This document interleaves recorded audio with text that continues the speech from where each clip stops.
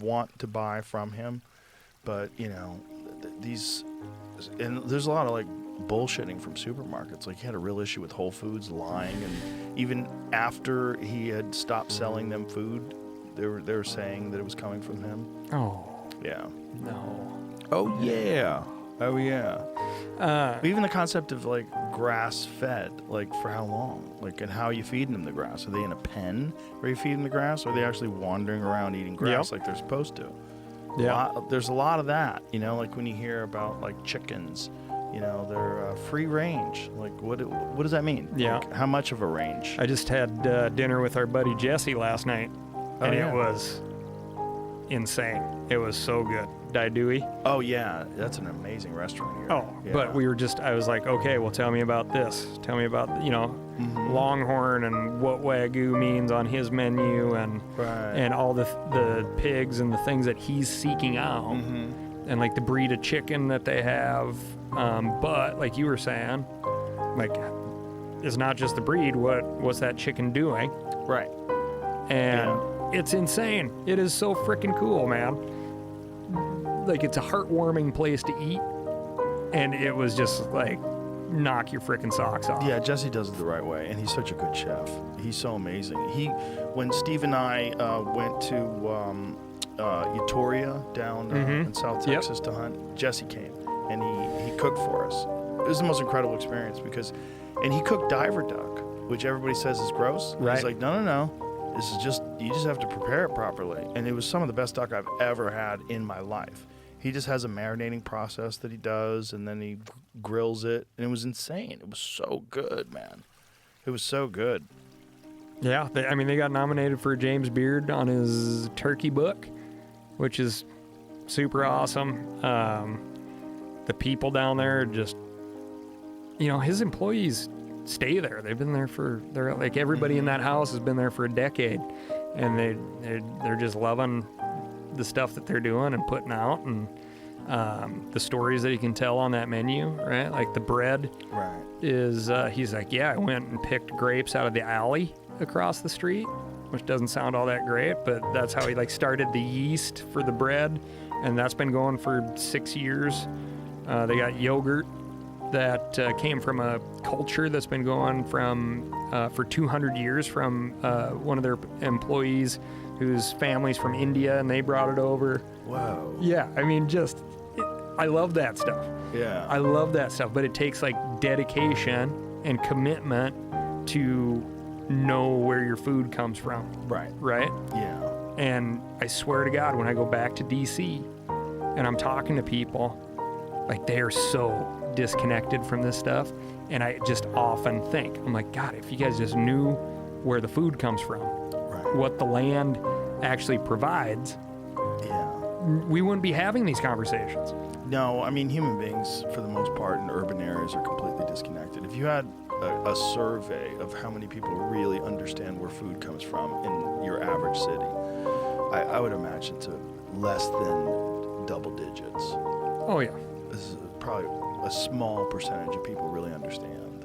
Yeah, man. I mean, the economics of food I've gotten really into recently, because there is a real inability in certain areas of the country where the cost of getting anywhere near an actual grocery store is prohibitive to a lot of people. And so, they're just like, they're shit out of luck for a real food. And then it's a cultural thing of mom didn't know what real food was, dad didn't know what real food was, so I don't, and my kids won't. Right. And then on the flip side of that, it's like food comes from DoorDash, food comes from, people spending big bucks. Yeah. And they're just as disconnected as the folks who don't have any bucks to spend. Now imagine the younger giants impact today. Imagine some kind of impact like that today to force people to actually find their own food. First of all, you'd be dealing with a small amount of survivors, right? Let's imagine an apocalyptic scenario where 20% of the population survives, which has probably happened numerous times in human history. If that happened today, how many people are equipped to find food? How many people are equipped to live off the land? It's such a small amount. Such a small amount. I Such a also small amount. think about the anthropologists digging through that bone pile, Oh yeah. and they're like, why is it that when we do cross sections of these bones, they're so much more unhealthy than the cross sections of the bones from 4,000 years earlier I know. or late? Yeah. Because I think that's Convenience. convenience, man. We love our convenience. Convenience is killing us. Yeah. And I think there's a moment here. We had all these different walks of life come together and be like, oh my God, public lands matter. We had all these businesses come together and say public lands matter. I got to tell you, when I was chatting with our buddy Cam Haynes the other day, when I was about to be disconnected for a week, right? And I've been like eating and breathing this fight, this stupid lawsuit that came out last year. Then it's in the House. Oh my God. We get it pulled out of the House, thank God. Then it goes to the Senate. Oh my, Mike Lee introduces the damn thing in the Senate, sneaks his language in, blindsides everybody. And I got to get on a plane to go to the Arctic. And there's this little like bellwether moment where I make like a last Instagram post, last thing I can do. And I see Cameron Haynes is like, you guys, you got to get off your asses and call your senators. They're selling our public land. And the same day, Josh Smith from Montana Knife Company did it too. And I bring those two guys up as examples because they were also like on the mega train, right? They were like pro-Trump in through the election. They're representing the right side of the political spectrum. And when that moment happened, I did draw like a little breath of relief right there. I was like, okay. And people that aren't afraid to criticize aspects of the big, beautiful bill. Yeah. Right. Yeah. Yeah. And they're not afraid to say, yeah, we voted for this guy, but this part of the pie sucks.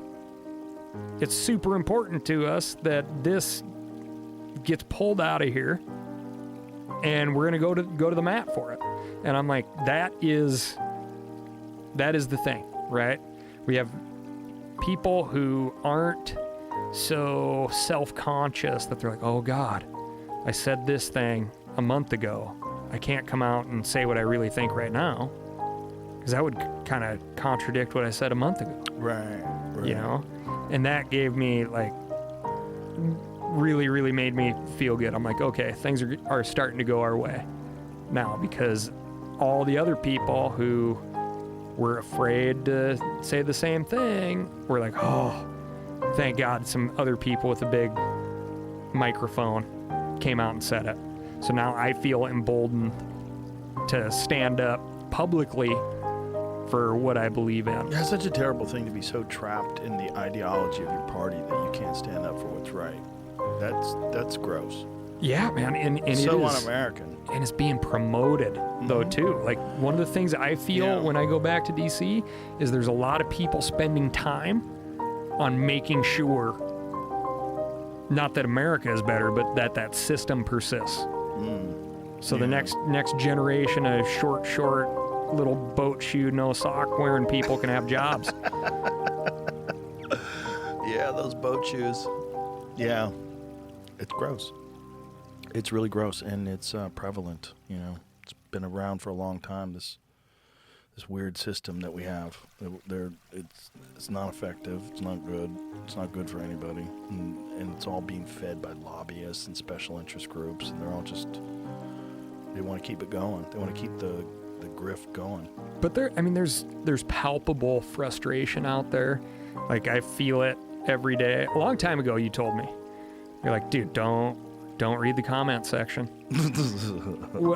And you're 1,000% right. I can't say how right you are, but during this time of like, why aren't people clicking into this? Right.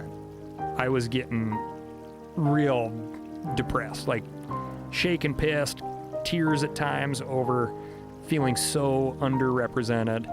And then when we started gaining momentum, I was like, okay, what the hell else can I do? I'm calling my senators, I'm calling my representatives, I'm establishing contacts with their staff. I'm talking to them about how important this is. I'm asking them what else we can do. Trying to build these bridges for this goal of protecting my public lands that I love, right? We're working with all these nonprofit groups are coming together, even groups that traditionally don't focus on public land access issues, you know, like your Rocky Mountain Elk Foundation, who has done a bunch of stuff for access, but, you know, they have an elk on their logo. They're the elk people. And then Pheasants and Quail Forever, they're the pheasants and quail people. National Wild Turkey Federation, they're the turkey people. But they started being like, this is real serious. And then we started getting all these people in the same room together, sharing information instead of being competitive. And then businesses started coming out and saying, well, what can we do? Little breweries down in Arizona.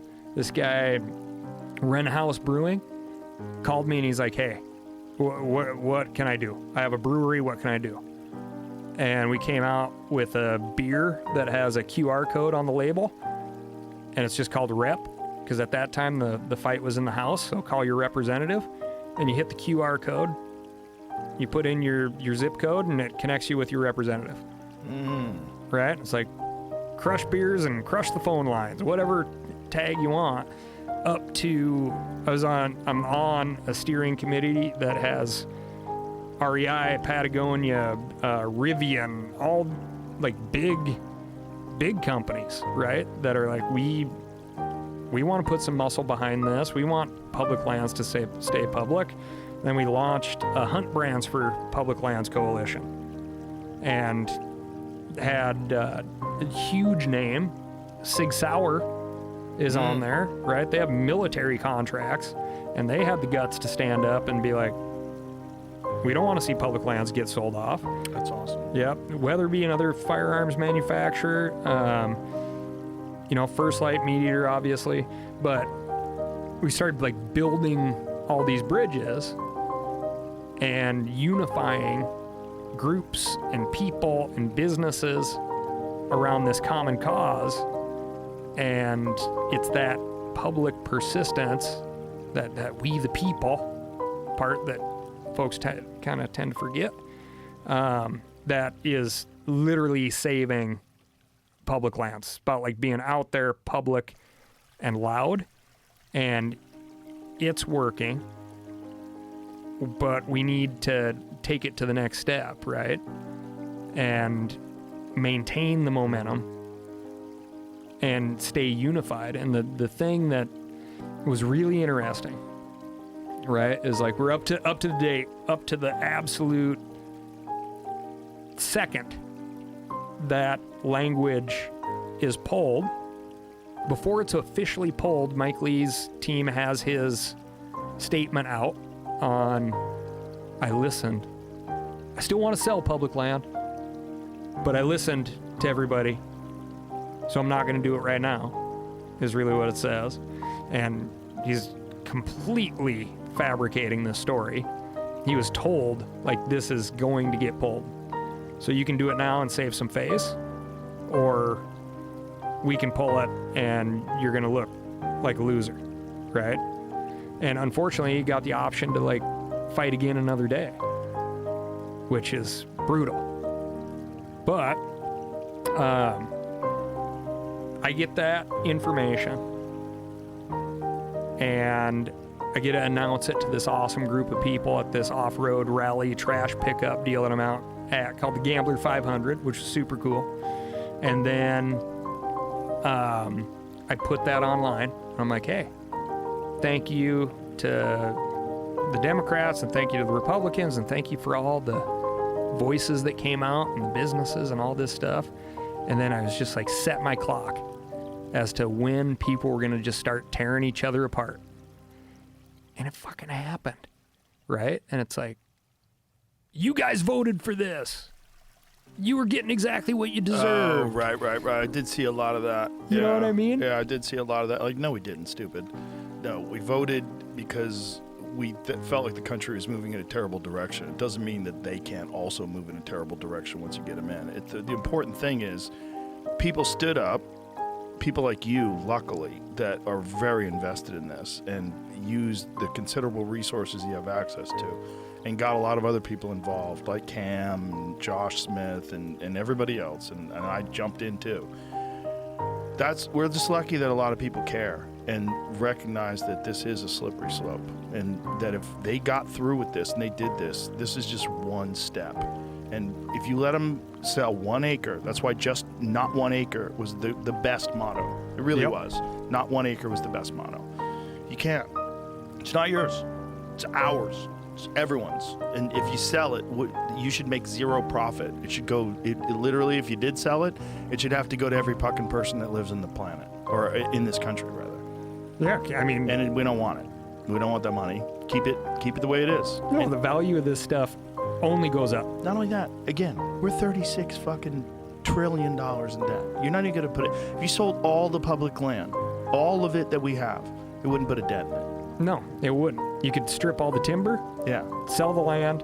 Everything. Minerals, everything. Yeah. Not going to put a dent in it. No, it's not. So we got to find a better way. And you know what? It's not going to be convenient. No. It's going to be hard. And that's like the thing that I keep coming back to. I'm like, all they're doing is being like, oh, see, we did something. They're not doing the hard work, right?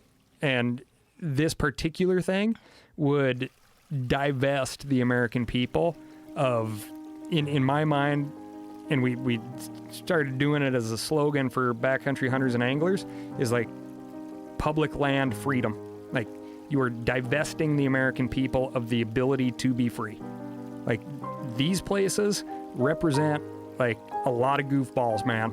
Unstructured fun. And I feel like there's a lot of people in the lawmaking side of things that get very nervous about American people out there having unstructured fun.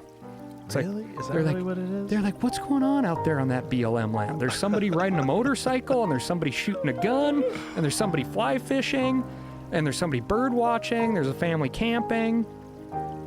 Can't have that. Do you really think that's it? Do you really think it's like they don't want unstructured fun? I'm coming around to that thought a lot, man. A lot. Like, right? They're like, why? There's no kiosk. Right? Nobody's out there charging Right. for your use of America's public lands. You're not signing a liability waiver. Oh my God. And once you're out there, you just kind of make up whatever it is you want to do that day. That's freedom, buddy. Right? And I think people are fucking nervous about that. That's a weird perspective. It is. Yeah, I don't know if I agree with that. I just think they look at it as an opportunity to cash in. I think they look at it as an opportunity. Like, we have all this land, it's public, let's sell some of it. I think it's just like incredibly short-sighted. I think they think in terms of, literally in terms of terms where they're elected. That's And what it's I think. not sell some of it, right? They're Right. like, we're going to maybe hold on to the national parks, but there's another play there where we're going to turn those over to the Privatize. states. Right. Or privatize them completely. Yeah. Get full control of, like I said, like Colorado River, right? Like, we're going to control the pipes for the watersheds. Yeah, I've heard that language before, that water's not a right. Yeah. That people are gross, man. If you let them be. If And- you let them be, they'll be gross. And yeah, absolutely. And some of these people want it purely for the fact that they can't have it, right? Yeah. And it drives them insane. There's definitely that. Yeah, there's definitely that. There's a lot of short-sightedness. It's a lot of people could use a mushroom trip. It's just a lot of people that are just you're missing so much of what this life is because you're so concentrated on your election cycle. You're so concentrated on making more money. You're so concentrated on things that when you're 90 and you're in your deathbed, it ain't gonna mean shit, man. It's not gonna mean a damn thing. No. You could have been having fun and enjoying life with your neighbors. Yeah. You can't keep it. You're going to die. You can't take it with you. You're going to die. And they don't see that while they're on the hunt. While they're in the middle of this process of trying to accumulate zeros in their bank account. Yeah, got a little endorphin high. Yeah. Saw another zero hit. That's all they want. And they're competing with other people that are doing the exact same thing. So they're in their little short-sighted echo chambers, you know? Yeah, yeah. Keeping But up I with the hope Joneses. to God people learned